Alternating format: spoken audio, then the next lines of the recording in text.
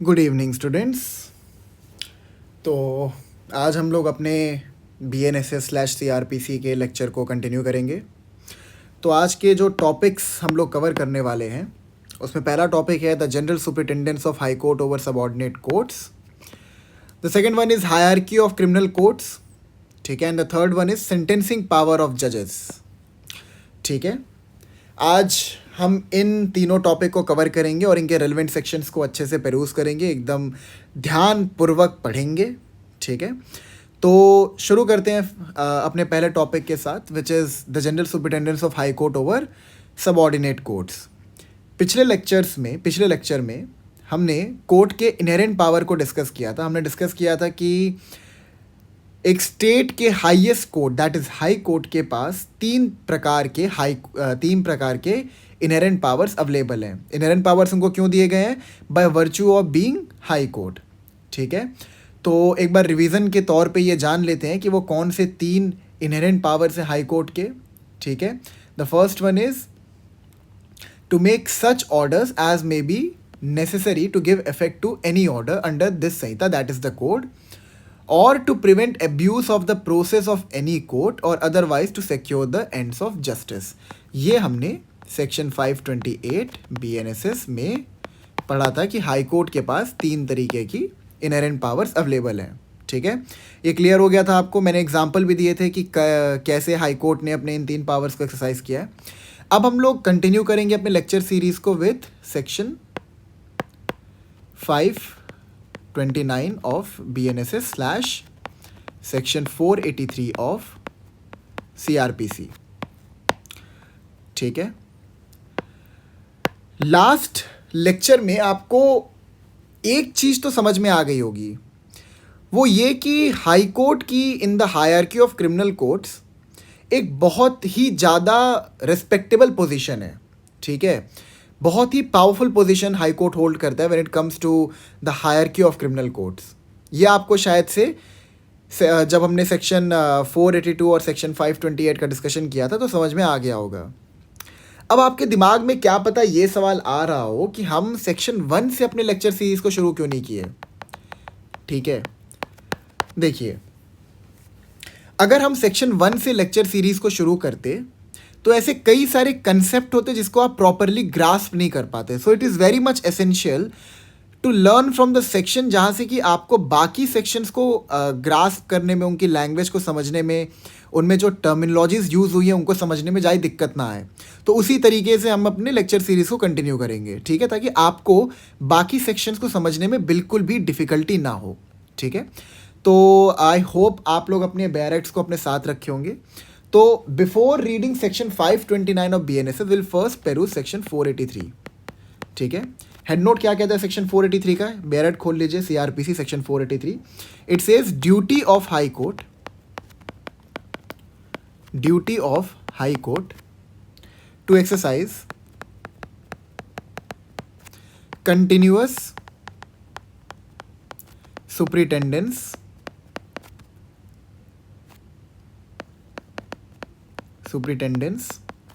over courts of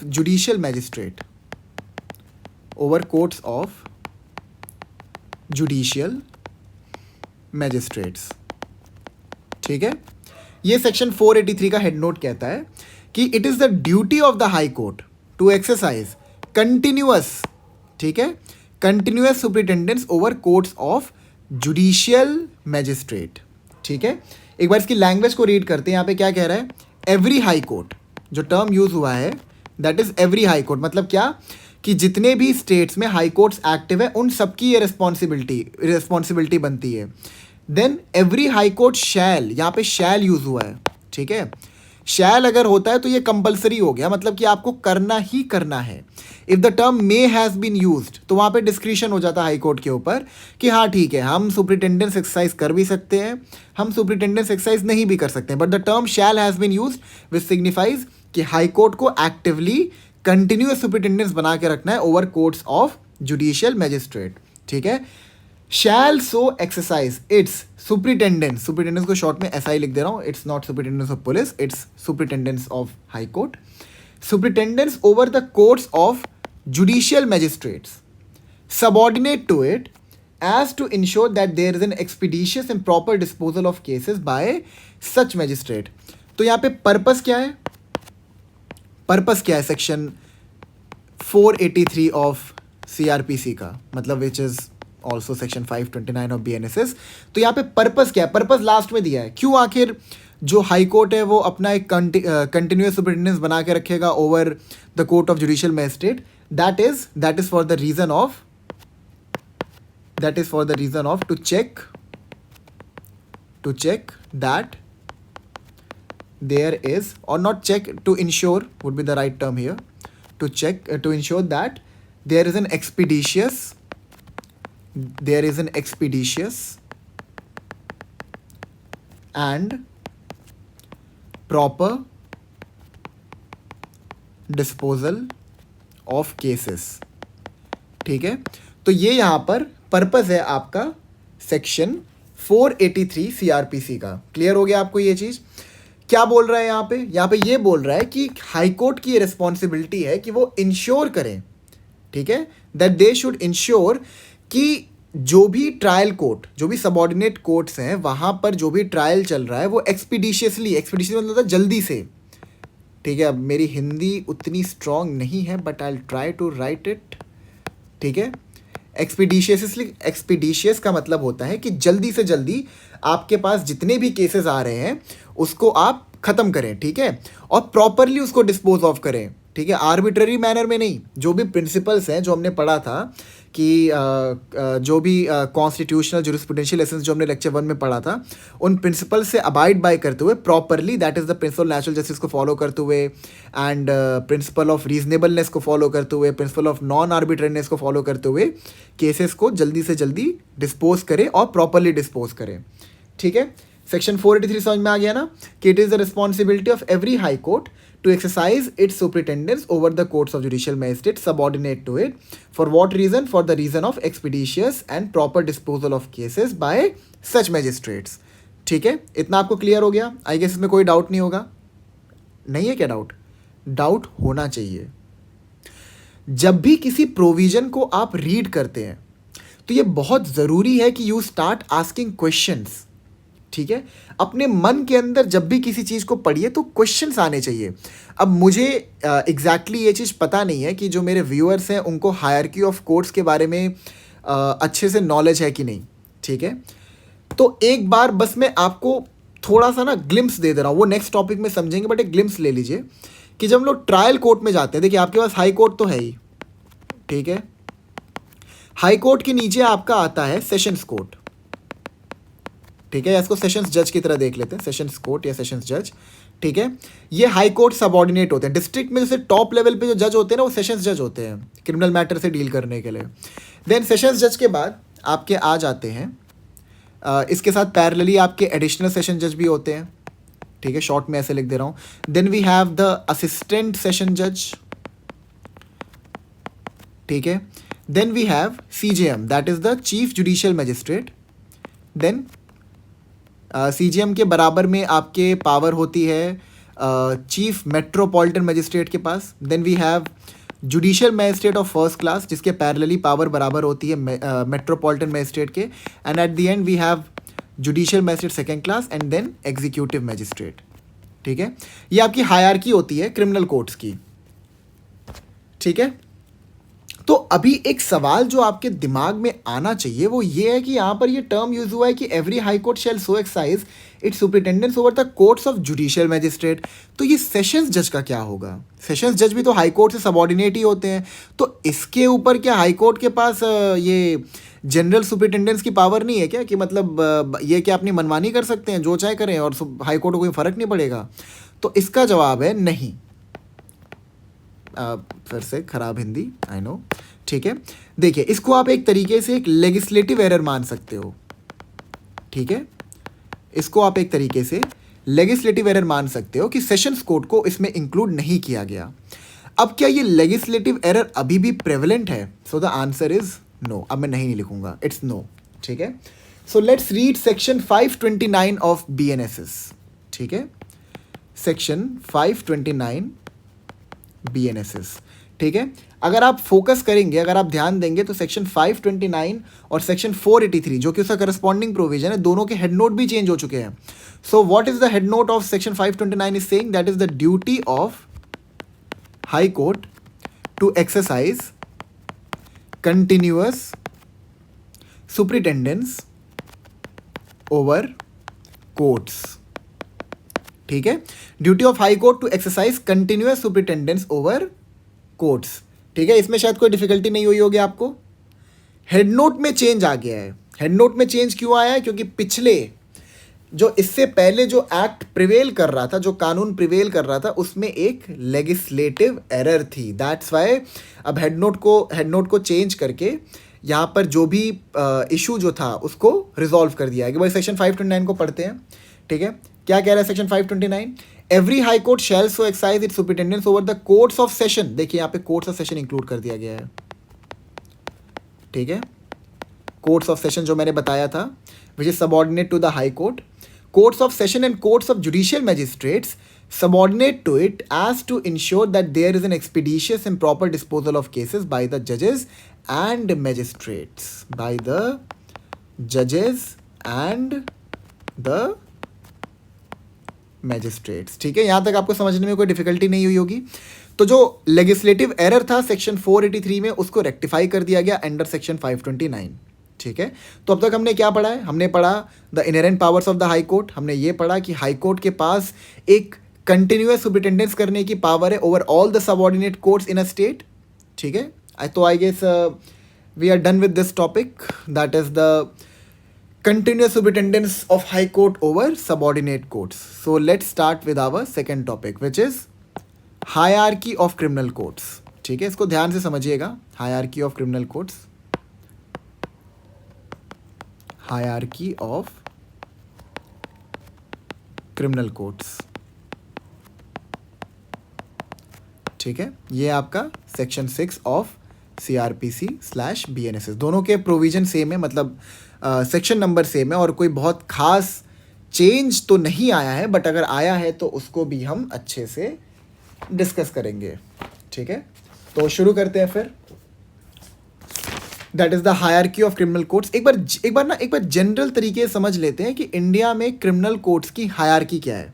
ठीक है, तो जब भी हम बात करते हैं कोर्ट की हायरार्की की, तो हमें पता है टॉप पे कौन बैठा हुआ है। टॉप पे तो हमेशा ही सुप्रीम कोर्ट बैठेगा। ठीक है, टॉप पे कौन बैठा हुआ है? Supreme court. अब मुझे एक बात बताओ, क्या सुप्रीम कोर्ट में आप डायरेक्टली कोई ट्रायल, यानी कि कोई क्रिमिनल ट्रायल है, उसको इनिशिएट कर सकते हैं, उसकी प्रोसीडिंग को स्टार्ट करवा सकते हैं? So the answer is no. ठीक है, अभी आपको आगे समझ में आएगा। हाई कोर्ट के पास खाली एक एपेलेट जुरिस्डिक्शन है, ओरिजिनल जुरिस्डिक्शन नहीं है। ठीक है, to try a criminal case Supreme Court के पास। ठीक है, I am so sorry, Supreme Court के पास। ठीक है, आगे बढ़ते हैं। सुप्रीम कोर्ट के बाद आपका कौन आ जाता है? High court. ठीक है, जो आपका हाई कोर्ट होता है वो एक स्टेट का हाईएस्ट क्रिमिनल कोर्ट होता है, ये आपको पता है, पिछले लेक्चर में हमने डिस्कस किया था। ठीक है, हाई कोर्ट के बाद आपके आ जाते हैं सेशंस जज। ठीक है, सेशंस जज जिनके पैरेलली पावर होती है एडिशनल सेशंस जज के पास। ठीक है, then we have assistant sessions जज। ठीक है, प्लीज आप ये ग्राफ बना लीजिएगा, it would be very helpful for you. ठीक है, then we have our CJM, that is the chief judicial magistrate, जिनके पैरेलली पावर बराबर होती है किसके पास? चीफ मेट्रोपॉलिटन मजिस्ट्रेट के पास। Then we have judicial magistrate first class, and at the end we have judicial magistrate second class, and एक और आप जोड़ लीजिए इसमें, दैट इज एग्जीक्यूटिव मजिस्ट्रेट्स। तो ये पूरी हायरार्की हो गई। अब सुप्रीम कोर्ट और हाई कोर्ट तो आपको समझ में आ गया। मेरे ख्याल से सुप्रीम कोर्ट और हाई कोर्ट को समझने में आपको ज़्यादा डिफिकल्टी नहीं हुई होगी। अब प्रॉब्लम आती है यहाँ पर सेशंस जज की। ठीक है, अब ये सेशंस जज कौन होते हैं? ये एडिशनल सेशन जज कौन होते हैं? ये असिस्टेंट सेशन जज कौन होते हैं? ये होते कौन है आखिर? ये मतलब इनको सेशन जज क्यों कहते हैं? अब इसको अच्छे से ना ध्यान से समझिएगा आप। ठीक है, ये सपोज एक स्टेट है। ठीक है, ये उसका हाई कोर्ट है।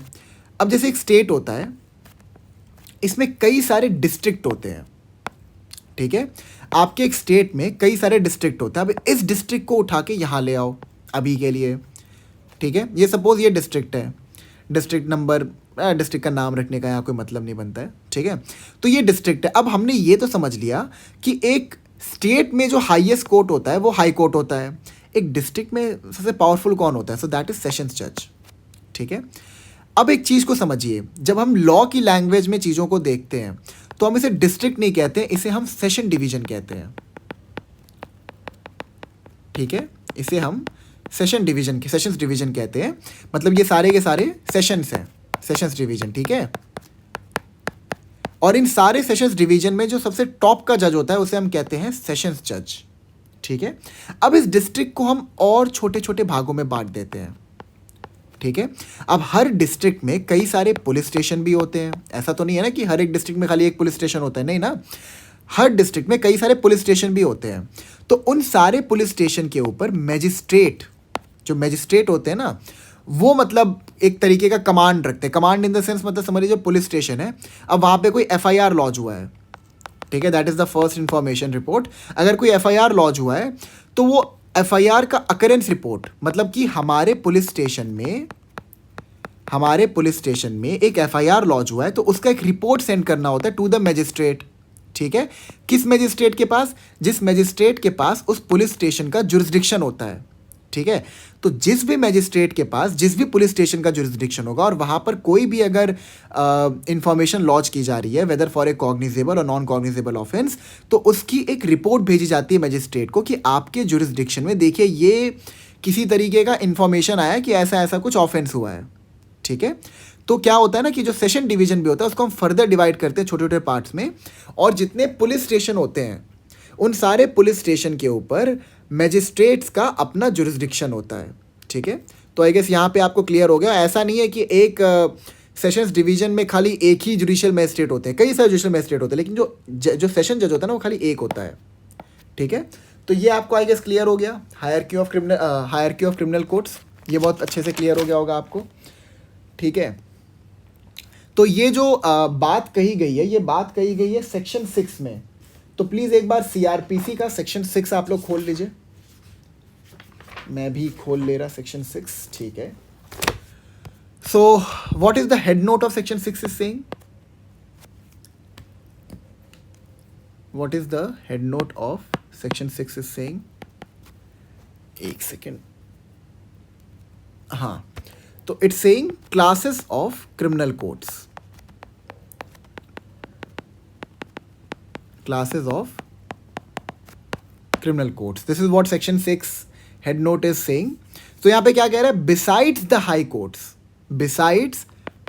courts and the courts constituted under any law. यहाँ पे any law क्या signify कर रहा है, any law signifying any special courts, ठीक है। हाई कोर्ट और इन स्पेशल कोर्ट्स के अलावा, अच्छा स्पेशल कोर्ट्स कौन से होते हैं, जैसे मान लीजिए पोक्सो हो गया, ठीक है, protection of children against sexual offences, जो आपका पोक्सो एक्ट हो गया, ठीक है। हो सकता है इसके अंदर कोई स्पेशल कोर्ट को स्टैब्लिश किया गया हो, ठीक है, जिसका प्रोसीजर डिफरेंट हो, जिसमें हो सकता है केसेस को बहुत ही एक्सपीडिशियसली डिस्पोज ऑफ किया जाए, जो भी मतलब ऑफेंसेस किए जाते हैं अगेंस्ट द चिल्ड्रन, ठीक है। तो इनके लिए स्पेशल कोर्ट्स स्टैब्लिश किए जाते हैं लॉज की बैकिंग के थ्रू। तो यहाँ पे क्या कह रहा है, besides the high court and the courts constituted under any other law. So high court आपका हो गया, ठीक है, पहले आपका हाई कोर्ट हो गया, हाई कोर्ट के बाद आपका कौन हो गया, स्पेशल कोर्ट्स, ठीक है।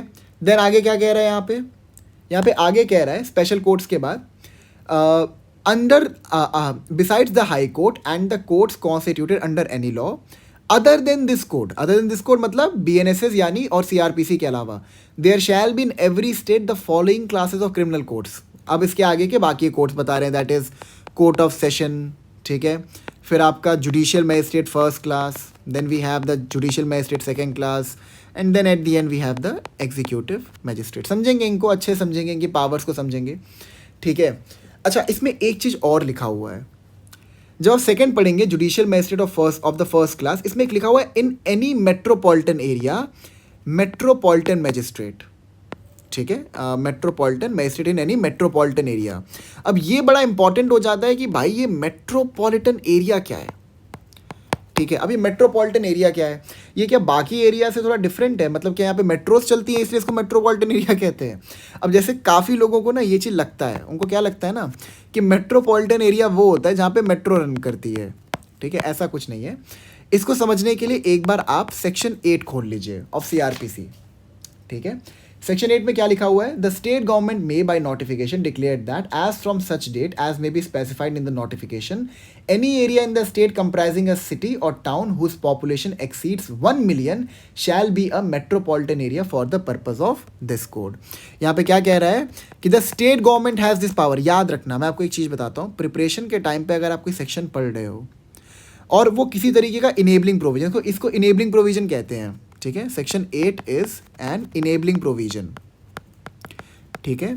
ये इनेबलिंग क्यों है, क्योंकि ये स्टेट गवर्नमेंट को ना पावर दे रहा है, ये उनको इनेबल कर रहा है कि आप ये चीज़ कर सकते हो, ठीक है। तो यहाँ पे क्या कह रहा है, बाय नोटिफिकेशन, ठीक है। स्टेट गवर्नमेंट्स जो होती हैं वो नोटिफिकेशन से डिक्लेयर करती हैं चीज़ों को। By notification declare that as from such date, ठीक है, मतलब डेट भी कौन डिसाइड करेगा, डेट भी कौन डिसाइड करेगा, हमारी स्टेट गवर्नमेंट। याद रखिएगा ये चीज़ बहुत इंपॉर्टेंट होता है प्रीलिम्स के पर्सपेक्टिव से, कई बार पूछ देता है कि मेट्रोपॉलिटन एरिया को कौन डिसाइड करता है, is it the state government और द हाई कोर्ट, कई बार ये चीज़ पूछ देता है, ठीक है। तो आप इस पर ध्यान रखिएगा, जो भी अथॉरिटी को पावर दी गई है उस अथॉरिटी का नाम याद रखिएगा। तो under section 8 state government has the power to declare an area as to be a metropolitan area, ठीक है। From such date as may be specified in the notification any area in the state comprising a city or town whose population exceeds 1 million. 1 million कितना होता है, 10 लाख, ठीक है। तो basically ये क्या कहना चाहता है, ये कहना चाहता है कि कोई भी ऐसा एरिया, कोई भी ऐसा सिटी या टाउन जहाँ पे the overall population is more than 10 lakh, ठीक है, एक्सीड्स 10 लाख, तो वहाँ पर you can introduce a new position that is the metropolitan magistrate. तो समझ में आ गया ना, मेट्रोपॉलिटन एरिया क्या होता है, जहाँ पे 10 लाख से ज़्यादा की पॉपुलेशन इनहैबिट कर रही हो, एंड वहाँ पर if the state government thinks or they deems fit so they can introduce a new position of metropolitan magistrate, ठीक है। क्लॉज 2 क्लॉज 3 भी एक बार देख लेते हैं, यहाँ पे क्या कह रहा है।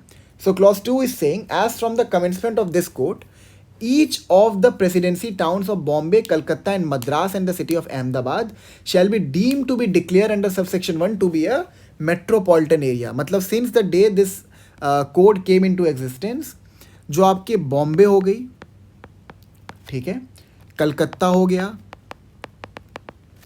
मद्रास एंड अहमदाबाद। अहमदाबाद कहाँ पे है, गुजरात में, ठीक है, ठीक है। जो आपके ये 4 सिटीज़ हैं ये तो पहले से डीम कर दिया जाएगा कि दे आर मेट्रोपॉलिटन एरिया, ठीक है। इनको अलग से स्टेट गवर्नमेंट को डिक्लेयर करने की ज़रूरत नहीं है कि they shall be metropolitan area. Clear है, ये कोई डाउट नहीं है ना इसमें। तो हमें क्या क्या समझ में आया सेक्शन 8 में, क्लॉज 1 और क्लॉज 2 से, कि the state government has the power to declare any area as to be a metropolitan area, और ये एक इनेबलिंग प्रोविजन है, मतलब डिस्क्रिशन है, याद रखना इस चीज़ को। यहाँ पर स्टेट गवर्नमेंट की डिस्क्रिशन है। इवन ये मतलब ऐसा नहीं है कि किसी सिटी का अगर पॉपुलेशन 10 लाख से ज़्यादा एक्सीड कर गया तो उसको मेट्रोपॉलिटन एरिया डिक्लेयर करना ही पड़ेगा। It is up to the discretion of the state government whether they think कि मतलब उस एरिया को मेट्रोपॉलिटन एरिया डिक्लेयर करना है कि नहीं, ठीक है। आई गेस ये क्लियर हो गया, इसमें कोई डाउट नहीं होगा आपको। क्लॉज 2 भी क्लियर हो गया कि the towns of Bombay, Calcutta, Madras and Ahmedabad ये पहले से ही एक मेट्रोपॉलिटन एरिया होंगे, इनको अलग से डिक्लेयर करने की ज़रूरत नहीं है। Then what does clause 3 is saying? The state government may by notification extend, reduce or alter the limits of a metropolitan area, but the reduction or alteration shall not be so made as to reduce the population of such area to less than 1 million। अब देखो यहाँ पे clause 3 क्या कह रहा है, section 8 clause 3 देखिए, अगर स्टेट गवर्नमेंट को लगता है तो दे कैन एक्सीड, ठीक है, वो बढ़ा सकती है, क्या बढ़ा सकती है, एक्सीड कर सकती है, रिड्यूस कर सकती है, एल्टर कर सकती है। क्या कर सकती है ये सब चीज़ों, क्या किसको कर सकती है, जो मेट्रोपॉलिटन एरिया है, ठीक है, उसका जो एरिया है उसको वो रिड्यूस कर सकते हैं, एक्सटेंड कर सकते हैं, एल्टर कर सकते हैं, बट वो जो भी रिडक्शन कर रहे हैं, एल्टरेशन कर रहे हैं या फिर जो भी एक्सीड कर रहे हैं, ठीक है, वो उस तरीके से नहीं करना है कि मेट्रोपॉलिटन एरिया की पॉपुलेशन 10 लाख से कम हो जाए, ठीक है, ऐसे नहीं करना है। आप कर सकते हो, लेकिन इस तरीके से नहीं करना है कि उसकी जो 10 लाख की पॉपुलेशन की वजह से उस एरिया को मेट्रोपॉलिटन एरिया डिक्लेयर किया गया था, वो जो डिक्लेरेशन है वो रिडंडेंट हो जाए। आप ये नहीं कर सकते। आप कर सकते हो, एक्सीड कर सकते हो, रेड्यूस कर सकते हो, अल्टर कर सकते हो, बस इस तरीके से मत करना कि जो 10 लाख की पॉपुलेशन थी वो घट जाए, ठीक है। तो आई गेस क्लॉज 3 भी आपको क्लियर हो गया होगा। क्लॉज 4 5 उतना ज़्यादा रेलेवेंस अभी रखता नहीं है हमारे टॉपिक से, तो इसको स्किप करते हैं। अभी बस ये समझना इंपॉर्टेंट था आपके लिए कि मेट्रोपॉलिटन एरिया किसे कहते हैं और मेट्रोपॉलिटन एरिया कौन डिक्लेयर करता है, ठीक है।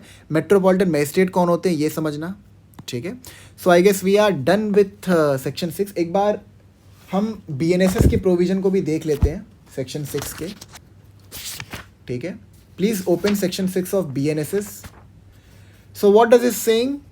Classes of criminal courts. Besides the high courts and the courts constituted under any law other than this Sanhita, there shall be in every state the following classes of criminal courts, namely courts of session, judicial magistrate of the first class, judicial magistrate of the second class, and executive magistrates. ठीक है, okay. अब आपको एक बार जो second वाला इसमें जो point है उस पर थोड़ा ध्यान देने की ज़रूरत है। जब हमने सेक्शन 6 ऑफ CRPC को पढ़ा था तो वहाँ पर आगे मेट्रोपॉलिटन मजिस्ट्रेट और मेट्रोपॉलिटन एरिया का जिक्र था, यहाँ तो नहीं है। मतलब क्या है कि BNSS ने जो मेट्रोपॉलिटन मजिस्ट्रेट का जो कंसेप्ट था उसको ख़त्म कर दिया है। अब इसके पीछे का रीज़न क्या हो सकता है कि मेट्रोपॉलिटन एरिया और मेट्रोपॉलिटन मजिस्ट्रेट को ख़त्म कर दिया गया है? इज़ बिकॉज कि आजकल देखिए, पहली बात तो आजकल मोस्ट ऑफ द सिटीज़ में जो पॉपुलेशन है that is more than 10 lakh, ठीक है। That could have been the first reason, ठीक है, कि 10 लाख से ज़्यादा पॉपुलेशन तो ज़्यादातर सिटीज़ में इनहैबिट करती ही है, पहली चीज़। दूसरी चीज़ ये कि जो कंसेप्ट था मेट्रोपॉलिटन मजिस्ट्रेट का वो आप कुछ ही जगह पे इम्प्लीमेंट कर रहे हो, ठीक है। कुछ ही जगह पे इम्प्लीमेंट करने की वजह से may be there is a problem कि मतलब उस एरिया में आप एक तरीके का आप वो लगा दे रहे हो, मतलब कोर्ट के आप बेसिकली गवर्नमेंट के ऊपर आप एक तरीके की बाधा लगा दे रहे हो कि भाई जब तक ये एरिया 10 लाख से ऊपर क्रॉस नहीं करेगा आप यहाँ पे एडिशनल मजिस्ट्रेट्स को अपॉइंट नहीं कर सकते, ठीक है। और बाकी इतना कोई बहुत डिफरेंस आता नहीं था, ठीक है। बेसिकली दोनों सेम पोजीशन होते थे, बस नाम डिफरेंट था, ठीक है। तो may be that's why they have इस पोजीशन को रिमूव कर दिया उन्होंने। May be they were of the opinion legislative intent, I don't know about this. मुझे बस अभी सेक्शन 6 का इतना पता है कि मेट्रोपॉलिटन मजिस्ट्रेट के पोजीशन को ख़त्म कर दिया गया और मेट्रोपॉलिटन एरिया कंसेप्ट को भी ख़त्म कर दिया गया है।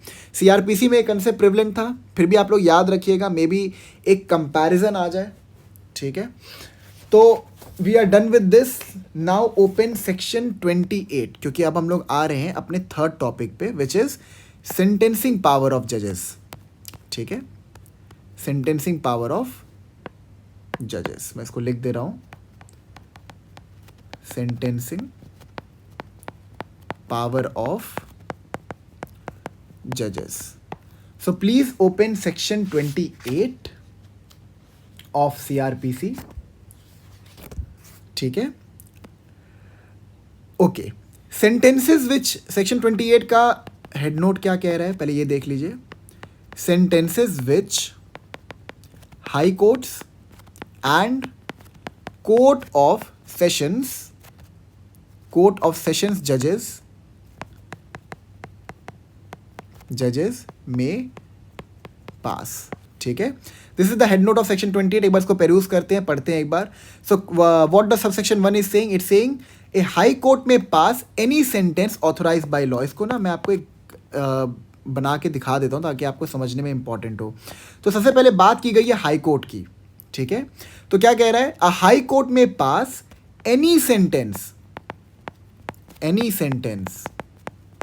ठीक है, एनी सेंटेंस ऑथोराइज बाय, यहां पे थोड़ा गैप है, ऑथोराइज बाय लॉ, मतलब लॉ के द्वारा जो भी सेंटेंस ऑथोराइज किया गया है, हाई कोर्ट के पास ये पावर है कि दे can pass any sentence which includes death penalty, life imprisonment and any amount of fine if it has been authorized by law. Law ने जितना ऑथराइज किया है आप खाली उतना ही अवॉर्ड कर सकते हो फाइन। अगर लॉ कहता है 5,000 तो आप 5,000 ही करोगे, 5,000 से ज़्यादा नहीं कर सकते। एनी फाइन का मतलब यही है, इफ ऑथराइज बाय लॉ, ठीक है। एनी सेंटेंस का मतलब हो गया आपका कि the high court can award death penalty as well as life imprisonment, ठीक है। Clear with subsection 1? तो ये कौन सा है? 28, रुकिए मैं इसको अलग पे कलर से लिख देता हूँ. That was section 28 clause 1. ठीक है. Then we have our court of session. अब देखते हैं क्या कह रहा है.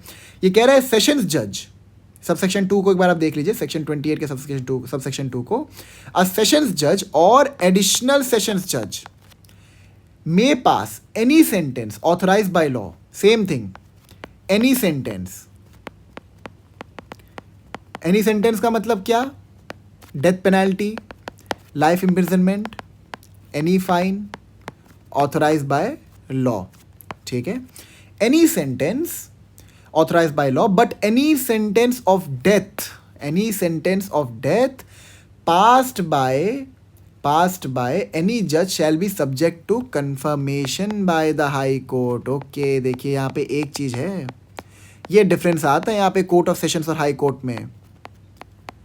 ठीक है, यहाँ पर ये आपका डिफरेंस आ गया.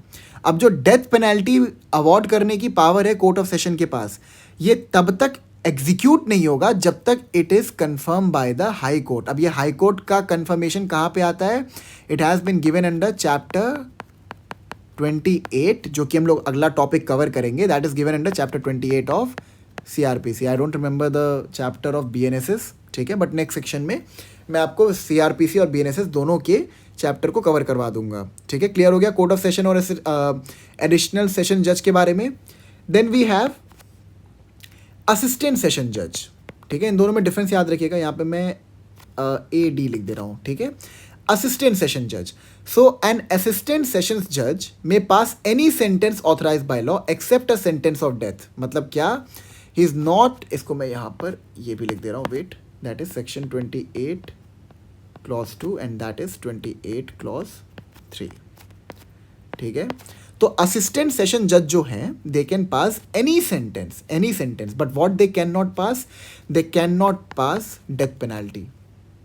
ठीक है, देखिए लिखा हुआ है except a sentence of death or of imprisonment of life. Life imprisonment भी नहीं दे सकते, इम्प्रिजनमेंट फॉर लाइफ भी नहीं दे सकते, और of imprisonment for a term exceeding 10 years. मतलब कि इनके पास जो पावर है that is either less than और इक्वल टू 10 years. मतलब ये या तो ये मैक्सिमम जो पनिशमेंट अवॉर्ड कर सकते हैं, इनकार्सरेशन दे सकते हैं, दैट इज ऑफ 10 years. ठीक है, असिस्टेंट सेशन जज भी क्लियर हो गया. ठीक है, लेट्स गो. अब हम लोग रीड करेंगे सेक्शन 29. ये हमने ना सेशंस कोर्ट के और हाई कोर्ट के जो सेंटेंसिंग पावर है, जो पनिशमेंट देने की पावर है, उसको डिस्कस कर लिया. Now will come down to section 29 clause 1. ठीक है, तो क्या कहता है section 29 clause 1? It says the court of a CJM, that is the chief judicial magistrate, may pass any sentence authorized by law except a sentence of death. Again, no death penalty, no life imprisonment or of imprisonment for a term exceeding 7 years. ठीक है, यहाँ पे एक चीज बता दे रहा, assistant session जज death penalty नहीं दे सकते, लाइफ इम्प्रिजनमेंट नहीं दे सकते. ठीक है, but they can award any fine if it was authorised by law. ठीक है, ये इतना क्लियर हो गया. ठीक है, अब CJM के पास क्या पावर है? सेम है, बस क्या डिफरेंस आ जाएगा यहाँ पर आपका, यहाँ पे एक डिफरेंस जो आपका आ जाएगा वो है 7 साल वाला. यहाँ पे 10 साल का था ना मैक्सिमम पनिशमेंट. अब CJM जो है he can award imprisonment for a maximum term of 7 years. ठीक है, again he can give any fine authorised by law. याद रखिएगा ये चीज़, काफ़ी लोग इस चीज़ को लेकर कंफ्यूज हो जाते हैं. एनी फाइन का मतलब क्या है? यहाँ पे एनी फाइन का मतलब ये नहीं है कि किसी ऑफेंस के लिए जो आपके CJM है वो 10 करोड़ 20 करोड़ कुछ भी लगा सकते हैं. नहीं, जो IPC या फिर जो भी आपका भारतीय BNS जो हो गया, ठीक है, भारतीय न्याय संहिता जो आपका हो गया, जो IPC को सक्सीड किया, रिप्लेस किया है, उसमें जितना फाइन ऑथराइज है किसी ऑफेंस के लिए, खाली उतना वो इम्पोज कर सकते हैं. ठीक है, so now we will go ahead with section 29 subsection 2. ठीक है, अब यहाँ पर किसकी बात की गई है? The court of a magistrate of the first class. तो यहाँ पर आपके आगे जुडिशियल मैजिस्ट्रेट फर्स्ट क्लास क्या बोल रहा है इसमें आगे? Of the first class may pass a sentence of imprisonment for a term not exceeding 3 years. Can he pass death penalty? No. Can he pass life imprisonment? No. What he can pass? 3 years की imprisonment maximum ठीक है, और of fine not exceeding 10,000 rupees. अब देखिए यहाँ पे fine पे भी लिमिटेशन आ गया, ठीक है।